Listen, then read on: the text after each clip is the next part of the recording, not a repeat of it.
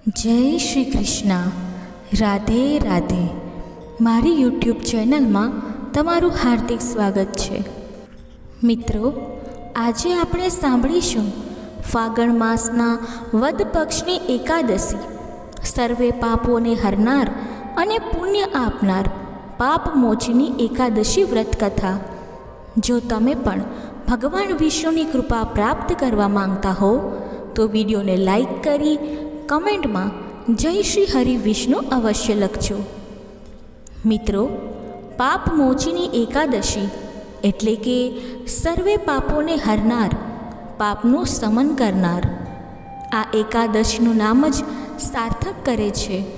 આજના દિવસે જે ભક્તો ઉપવાસ કરે છે, વ્રત કરે છે, ભગવાન શ્રી નારાયણનું પૂજન કરે છે કે મનથી પણ પ્રભુનું નામ સ્મરણ કરી લે છે, તે બ્રહ્મ હત્યા, સ્મરણની ચોરી, મદ્યપાન, ભોગવિલાસ આદિ ભયંકર પાપોથી મુક્તિ પ્રાપ્ત કરી શકે છે અને મૃત્યુ બાદ સ્વર્ગલોકની પ્રાપ્તિ થાય છે, વૈકુંઠ ધામની પ્રાપ્તિ થાય છે. પાપ મોચીની એકાદશીના દિવસે આ પાપ મોચીની એકાદશીની કથા અવશ્ય સાંભળવી જોઈએ. તો ચાલો હવે આપણે સાંભળીએ આ એકાદશીની વ્રતની કથા. બોલો ભગવાન લક્ષ્મીપતિ નારાયણની જય. પાંડવ જ્યેષ્ઠ ભગવાન શ્રી કૃષ્ણને કહે છે, હે પ્રભુ, મેં ફાગણ માસના શુક્લ પક્ષની એકાદશીનું મહાત્મય તો સાંભળ્યું. હવે તમે મને ફાગણ માસના કૃષ્ણ પક્ષની એકાદશી વિશે પણ જણાવો. કહો, આ એકાદશીનું નામ શું છે? એમાં કયા દેવતાની પૂજા કરવામાં આવે છે તથા તેની વિધિ કઈ છે? તે બધું વિસ્તારથી મને જણાવો. આ સાંભળીને ભગવાન શ્રી કૃષ્ણ યુધિષ્ઠિરને કહે છે, હે રાજન, એક સમયે માધાંતાએ લોમસ ઋષિને આ જ પ્રશ્ન પૂછ્યો હતો કે હે મુનેશ્વર, ફાગણ માસના કૃષ્ણ પક્ષની એકાદશીનું નામ શું છે? તેની વિધિ કઈ છે? તે વિસ્તારપૂર્વક મને કહો.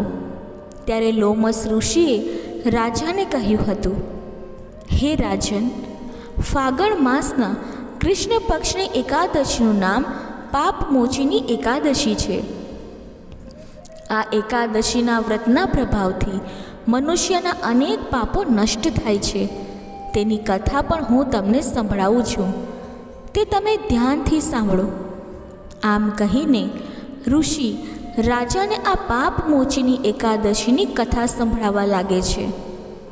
પ્રાચીન કાળમાં ચૈત્ર નામનું વન હતું. તેમાં અપ્સરાઓ નિવાસ કરતી હતી. ત્યાં દરેક સમયે વસંત ઋતુ રહેતી હતી, અર્થાત તે જગ્યાએ દરેક પ્રકારના પુષ્પો હતા. એ જગ્યાએ ગંધર્વ કન્યાઓ વિહાર કરતી હતી. એ વનમાં ઇન્દ્ર પણ અન્ય દેવતાઓની સાથે ક્રીડા કરતા હતા. એ વનમાં એક મેઘાવી નામના મુનિ તપસ્યા કરતા હતા. તે શિવભક્ત હતા. એક દિવસ મંજુ ઘોષા નામની એક અપ્સરા તેમને મોહિત કરવા માટે સિતાર વગાડીને મધુર ગીત ગાવા લાગી. તે સમયે શિવના શત્રુ કામદેવ પણ શિવભક્ત મેઘાવી મુનિને જીતવા માટે તૈયાર થયા. કામદેવે એ સુંદર અપ્સરાની ભ્રમરનું ધનુષ્ય બનાવ્યું. કટાક્ષને એની પ્રત્યંચા દોરી બનાવી. આ રીતે કામદેવ પોતાના શત્રુ શિવભક્તને જીતવા તૈયાર થયા. એ સમયે મેઘાવી મુનિ પણ યુવા અને હુષ્ટપુષ્ટ હતા. એમણે યજ્ઞો પવિત્ર તથા દંડ ધારણ કરેલો હતો. તે બીજા કામદેવ જેવા જ લાગતા હતા. વાણીથી વીણા પર ગાવાનું શરૂ કર્યું. મેઘાવી મુનિ પણ મંજુ ઘોષાના મધુર ગાન અને સૌંદર્ય પર મોહિત થઈ ગયા. તે અપ્સરાએ મુનિને કામદેવથી પીડિત જાણીને એમને આલિંગન કરવા લાગી. તે મુનિ એના સૌંદર્ય પર મોહિત થઈને શિવ રહસ્ય ભૂલી ગયા અને કામના વશીભૂત થઈને તેમની સાથે રમણ કરવા લાગ્યા.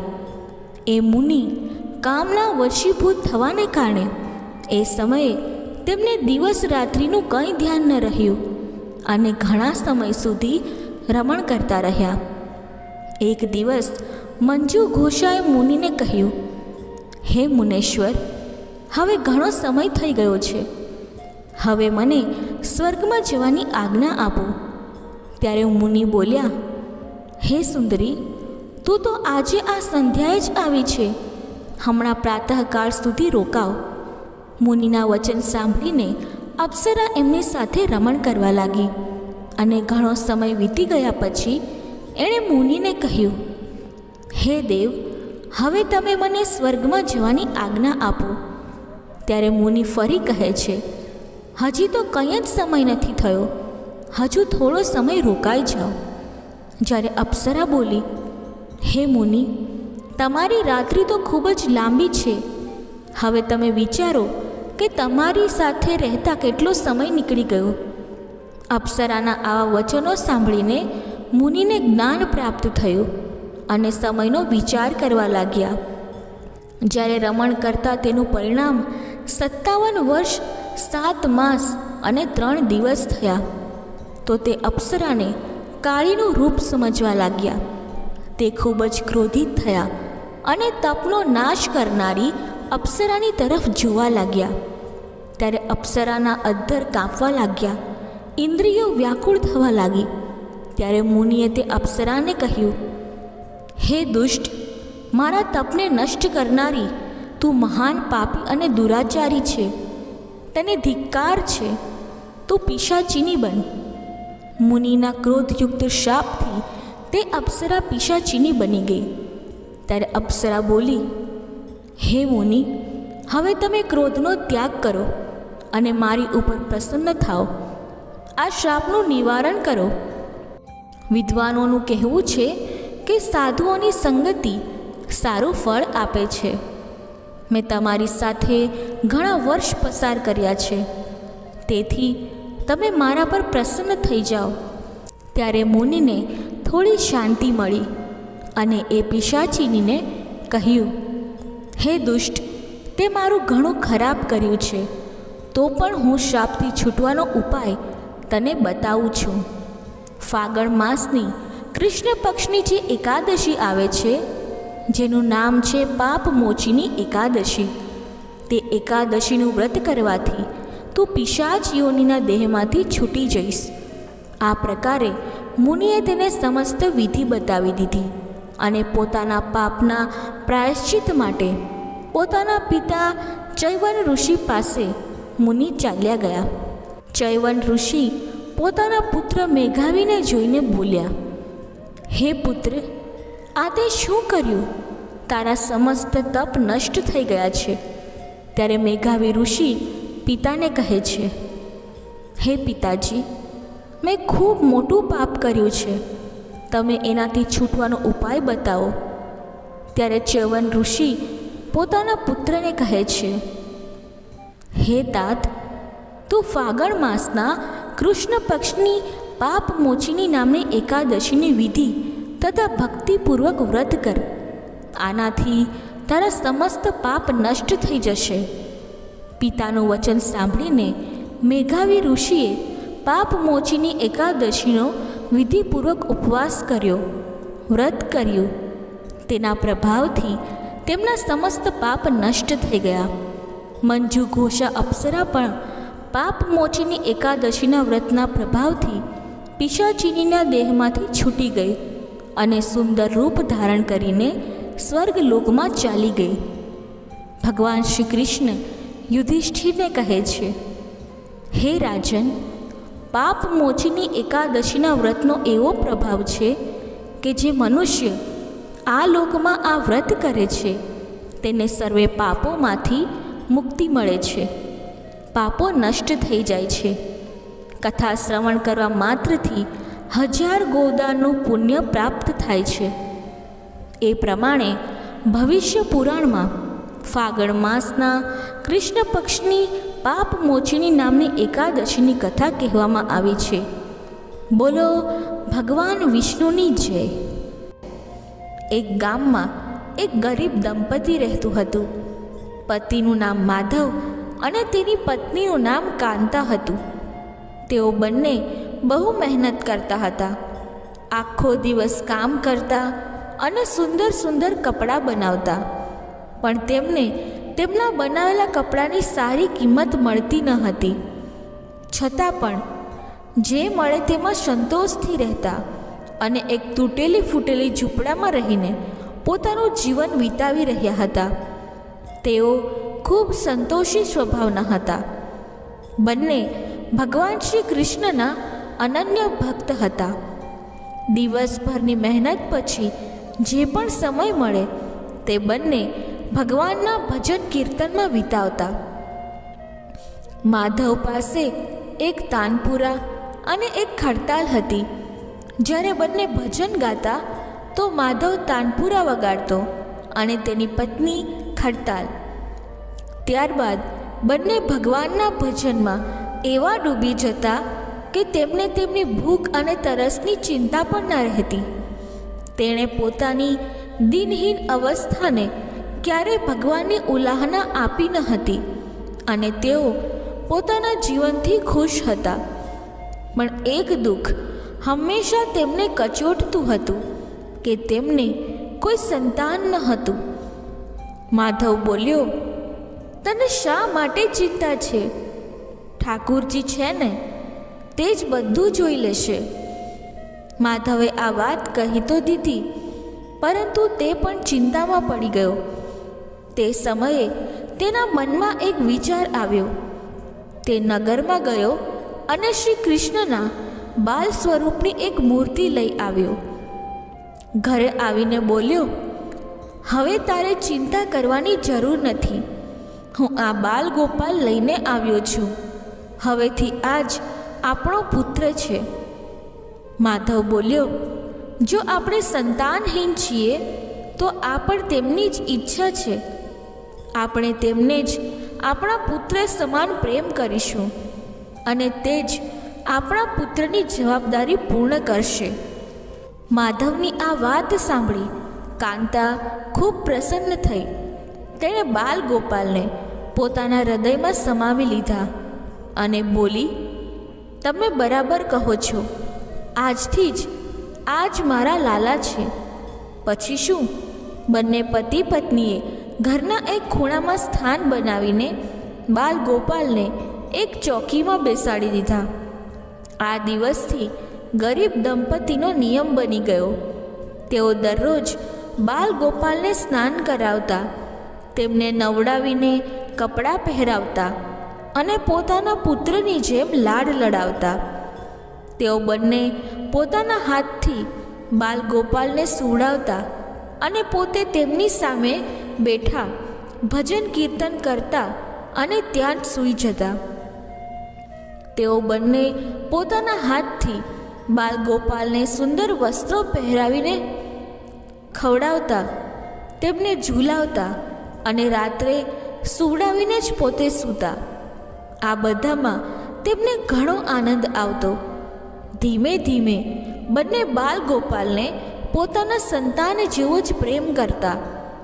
બાલકૃષ્ણ હવે તેમના પરિવારનો હિસ્સો બની ગયા હતા. કાંતાનો નિયમ હતો કે તે રોજ પહેલાં પોતાના લાલાને જમાડતી અને પછી પોતે જમતી.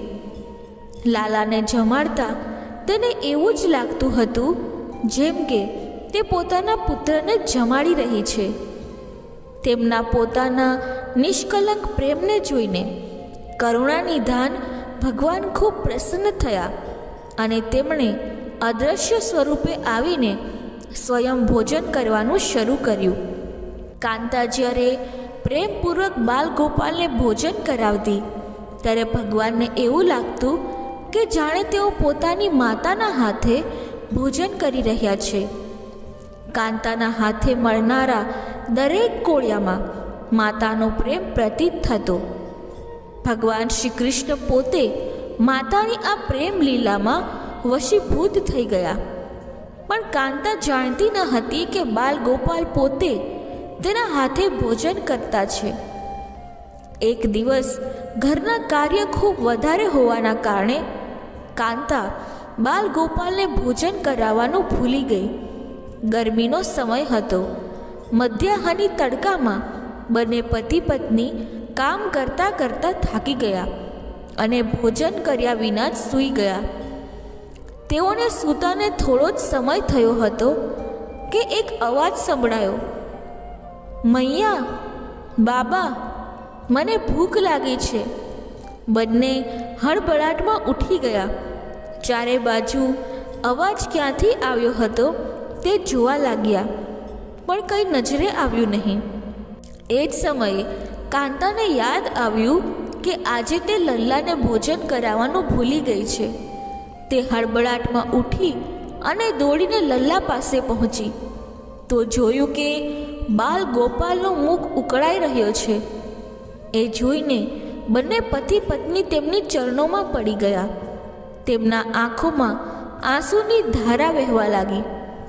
કાંતા તરત જ ભોજન બનાવીને લઈ આવી અને તેને એટલો પ્રેમ ઉમટી પડ્યો કે તે લાલાને ઉઠાવીને પોતાની ગોદમાં બેસાડીને ભોજન કરાવતી હતી. બંને પતિ પત્ની રડતા જોતા હતા અને લલ્લાને ભોજન કરાવતા રહ્યા. સાથે વારંવાર તેમના દ્વારા થયેલા ભૂલ માટે ક્ષમા માંગતા હતા. આવા પ્રગાઢ પ્રેમ જોઈને ભગવાન ખૂબ જ દ્રવી ગયા અને અંતર્યામી ભગવાન શ્રી હરિ સાક્ષાત રૂપમાં પ્રગટ થઈ ગયા. ભગવાને પોતાના હાથે પોતાના રડતા માતા પિતાની આંખોમાંથી આંસુ લૂછી નાખ્યા અને બોલ્યા, પ્રિય ભક્તો, હું તમારી ભક્તિ અને પ્રેમથી ખૂબ જ પ્રસન્ન છું. તમે જે ઈચ્છો તે માંગો, હું તમારી દરેક ઈચ્છા પૂરી કરીશ. આ સાંભળી બંને ભગવાનના ચરણોમાં પડી ગયા અને બોલ્યા, દયાનિધાન, તમે અમારા પર પ્રસન્ન છો અને પોતે અમારી સામે ઉપસ્થિત છો. એનાથી જ અમારું જીવન ધન્ય થઈ ગયું છે. આથી વધુ અમને બીજું શું જોઈએ? આનાથી વધુ કોઈ પણ વસ્તુનું શું મહત્ત્વ હોઈ શકે? તમારી કૃપા અમારા પર રહે, બસ એટલી કૃપા કરજો. ભગવાન શ્રી હરિ બોલ્યા, જો તમે ઈચ્છો તો હું તમારા જીવનમાં સંતાનના અભાવને સમાપ્ત કરીને તમને એક સુંદર સંતાન આપી શકું છું. આ સાંભળીને માધવ અને કાંતા અત્યંત વ્યાકુળ થઈને બોલ્યા, નહીં ભગવાન, અમને સંતાન નહીં જોઈએ. તેમનો જવાબ સાંભળી ભગવાને પૂછ્યું, પરંતુ કેમ? તમારા જીવનમાં સંતાનની કમીને પૂર્ણ કરવા જ તો તમે મને તમારા ઘેર લાવ્યા હતા.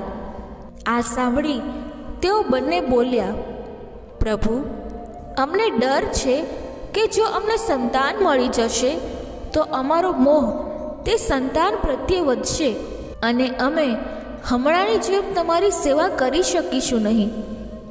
તેમનો પ્રેમ અને ભક્તિથી ભરેલો જવાબ સાંભળી કરુણાનિધાન ભગવાન કૃપાથી ભરાઈ ગયા. તેમની વિચારો સાંભળી ભગવાનની આંખોમાંથી પણ આંસુ આવી ગયા. ભગવાન શ્રી હરિ બોલ્યા, હે મા અને બાબા, હું અહીં તમારા ઋણને ઉતારવા આવ્યો હતો, પરંતુ તમે તો મને હંમેશા માટે તમારો ઋણી બનાવી દીધો. હું તમારા પ્રેમનો આ ઋણ ક્યારેય ઉતારી શકીશ નહીં. હું હંમેશા તમારો ઋણી રહીશ. હું તમારા પ્રેમથી પ્રસન્ન છું. તમે તમારો નિર્મલ પ્રેમથી મને તમારા બંધનમાં બાંધી દીધા છે.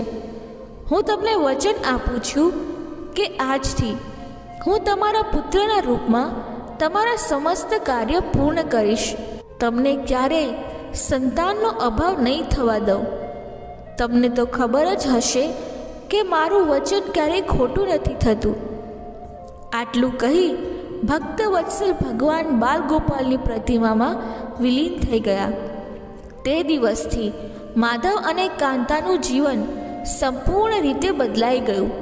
તેઓએ આખો કામ ધંધો છોડી દીધો અને આખો દિવસ બાલગોપાલના ભજન કીર્તન અને તેમની સેવામાં વિતાવા લાગ્યા. ભજન કરતાં તેઓને ન તો ભૂખ લાગતી કે ન તો તરસ. તેમણે બધી જાતની ઈચ્છાઓનો ત્યાગ કરી દીધો. માધવ ક્યારેય કોઈ કાર્ય કરતા તો ફક્ત પોતાના બાલ ગોપાલ માટે સુંદર સુંદર કપડાં બનાવવાનું. જ્યારે પણ તેમની સામે કોઈ સમસ્યા આવતી, બાલ ગોપાલ એક બાળકના રૂપમાં ઉપસ્થિત થઈ જતા અને તેમના બધા કાર્ય પૂર્ણ કરી દેતા. તે દંપતી અને બાળક ગામભરમાં ચર્ચાનો વિષય બની ગયા, પરંતુ ગામમાં કોઈ પણ આ ન જાણતું કે આ બાળક કોણ છે, ક્યાંથી આવે છે અને ક્યાં જાય છે. ધીમે ધીમે સમય પસાર થતો ગયો અને હવે ગરીબ દંપતી વૃદ્ધ થઈ ગયા, છતાં ભગવાનની કૃપા તેમની ઉપર બની રહી. હવે બંનેની આયુ પૂર્ણ થવાનો સમય આવી ગયો. ભગવાનની પ્રેરણાથી તેમને આનો ભાન થઈ ગયું હતું કે હવે તેમનો સમય પૂર્ણ થવા લાગ્યો છે, જેના લીધે એક દિવસ બંનેએ ભગવાનને બોલાવ્યા. ઠાકુરજી તરત જ પ્રગટ થઈ ગયા અને તેમની ઈચ્છા જાણવા માંગી. બંને ભક્ત દંપતી ભગવાનના ચરણોમાં નમન કરીને બોલ્યા, હે પ્રભુ, અમે અમારા સમગ્ર જીવનમાં ક્યારેય તમારી પાસે કંઈ માંગ્યું નથી, પરંતુ હવે જીવનનો અંતિમ સમય આવી ગયો છે. આથી તમારી પાસે કંઈક માંગવા માંગુ છું. ભગવાન બોલ્યા, નિસંકોચે તમારી કોઈ પણ ઈચ્છા કહો. હું વચન આપું છું કે તમારી દરેક ઈચ્છા પૂર્ણ કરીશ. ત્યારે બાલ ગોપાલના અગાધ પ્રેમમાં ડૂબેલા તે વૃદ્ધ દંપતી બોલ્યા, હે નાથ, અમે અમારા પુત્રના રૂપમાં તમને જોયો છે. તમે પણ પુત્રના સમાન અમારી સેવા કરી છે. હવે તે સમય આવી ગયો છે જેના માટે કોઈ પણ માતા પિતા પુત્રની ઈચ્છા કરે છે. હે દીનબંધુ, અમારી ઈચ્છા છે કે અમે બંને પતિ પત્નીના પ્રાણ એક સાથે નીકળી જાય. હે દયાનિધન, જેમ એક પુત્ર પોતાના માતા પિતાની અંતિમ ક્રિયા કરે છે અને તેમને મુક્તિ આપે છે, તે રીતે હે પરમેશ્વર, અમારી અંતિમ ક્રિયા તમે તમારા હાથોથી કરો અને અમને મુક્તિ આપો. શ્રી હરિએ બંનેને તેમની ઈચ્છા પૂર્ણ કરવાનું વચન આપ્યું અને બાલ ગોપાલના વિગ્રહમાં વિલીન થઈ ગયા. અંતે તે દિવસ આવી ગયો જ્યારે દરેક જીવોને આ શરીર છોડવું પડે છે. બંને વૃદ્ધ દંપતી બીમાર થઈ ગયા. તેમની ભક્તિની ચર્ચા આખા ગામમાં હતી. આથી ગામના લોકો તેમનો હાલ જાણવા તેમની ઝૂંપડીની પાસે પહોંચ્યા, પણ તે બંનેનું ધ્યાન તો શ્રી હરિમાં રમી ગયું હતું. તેમને ખબર ન હતી કે કોણ આવ્યું છે, કોણ નહીં. ત્યારે એક ચમત્કાર થયો. તે દંપતીની ઝૂંપડી એક તીવ્ર અને અલૌકિક પ્રકાશથી ભરાઈ ગઈ. ત્યાં ઉપસ્થિત બધા લોકોની આંખો બંધ થઈ ગઈ. કોઈને પણ કશું જ દેખાયું નહીં. કેટલાક લોકો તો ઝૂંપડીથી બહાર આવી ગયા, કેટલાક લોકો ત્યાં જ ધરતી પર બેસી ગયા. ત્યારે શ્રી હરિ તેમના દિવ્ય ચતુર્ભુજ રૂપમાં પ્રગટ થઈ ગયા. તેમની અદ્ભુત શોભા સમગ્ર સૃષ્ટિને પ્રકાશિત કરનારી હતી, જે વાતાવરણમાં એક દિવ્ય સુગંધ ભરી ગઈ. તેમની મંદ મંદ સ્મિતથી પોતાના તે ભક્ત માતા પિતાની તરફ જોઈ રહ્યા હતા. તેમનું આ દિવ્ય રૂપ જોઈને બંને વૃદ્ધ બહુ આનંદિત અને મંત્રમુગ્ધ થઈ ગયા. તેમના દિવ્ય દર્શનથી બંનેને તૃપ્ત કર્યા પછી કરુણામય લીલાધારી સમગ્ર સૃષ્ટિના પાલન કરતા શ્રી હરિ તે બંનેના નજીક ધરતી પર જ તેમના સિરહાણે બેસી ગયા.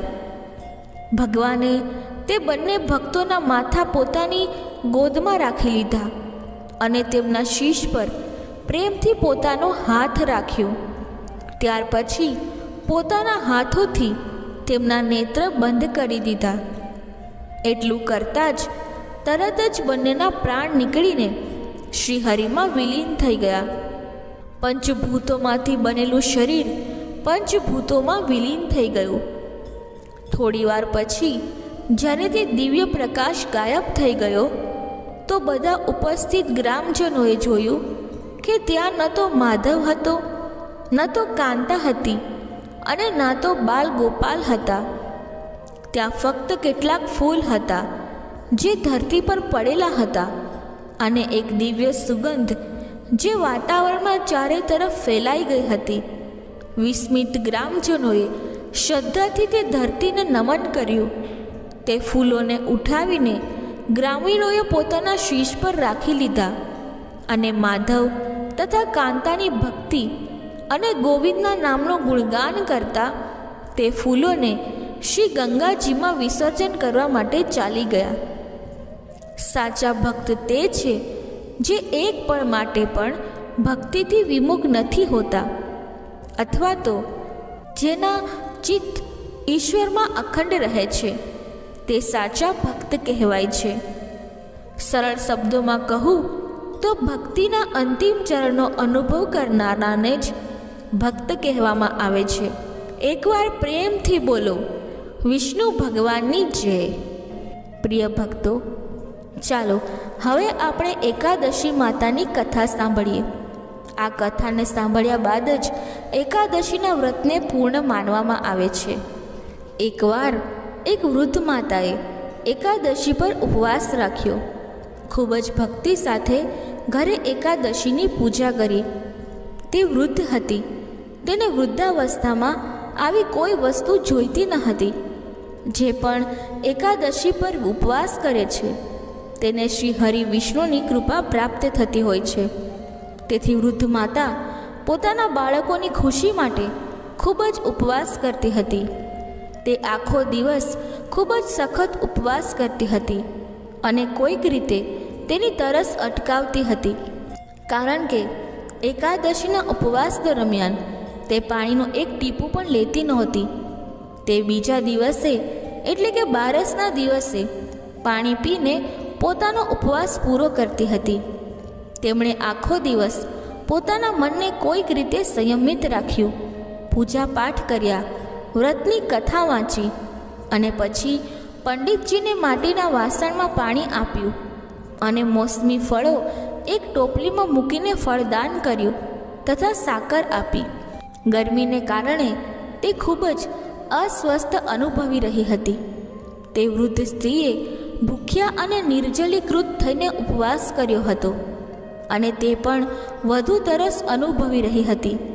તેથી તેણે વિચાર્યું કે કદાચ તે પાણીમાં બેસીને તેને થોડી શાંતિ આપશે. આમ વિચારીને તે પાણીમાં બેસી ગઈ. તે વારંવાર પાણીથી મોં ધોતી અને હાથ ધોતી. પછી ક્યાંક તેને થોડીક શાંતિ મળી તો બીજી તરફ સૂર્યનો પ્રકાશ તેજ હતો.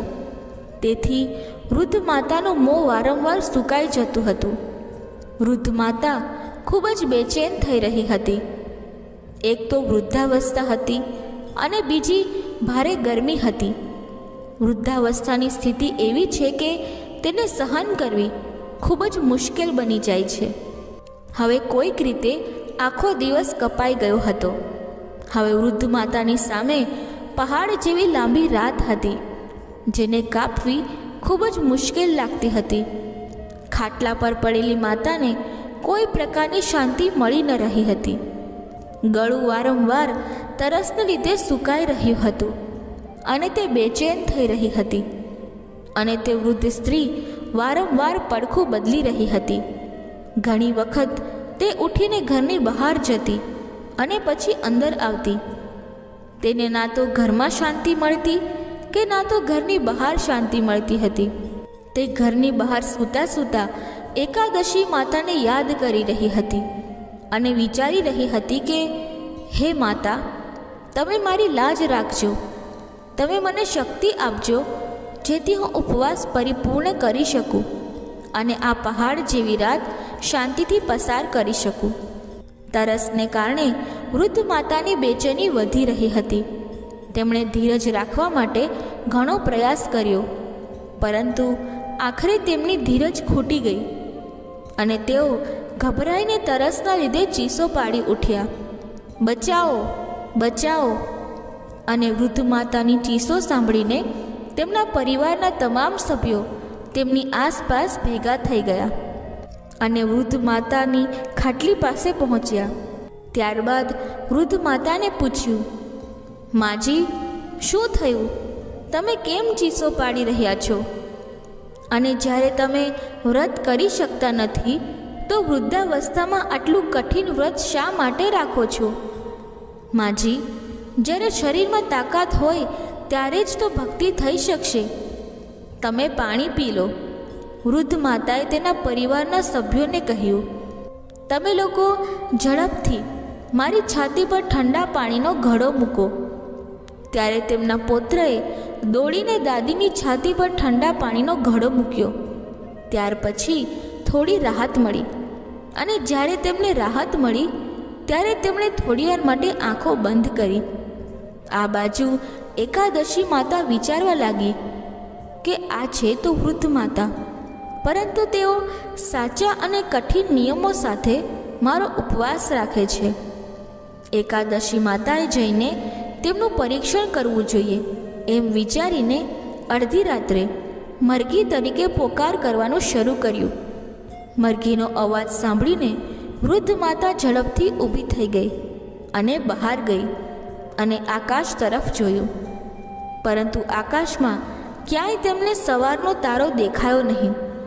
હવે તેઓ આશ્ચર્ય કરવા લાગ્યા કે આ મરઘી કેમ અને કેવી રીતે બોલી. હવે તેનું મન થોડું વધારે ઉત્તેજિત થવા લાગ્યું. આખરે તેણે દ્રઢ નિશ્ચય કર્યો કે હવે હું આ વ્રત પૂરું કરીને જ રહીશ, ભલે ઉપવાસ પૂરો થાય ત્યાં સુધી મારો જીવ જ કેમ નીકળી ના જાય.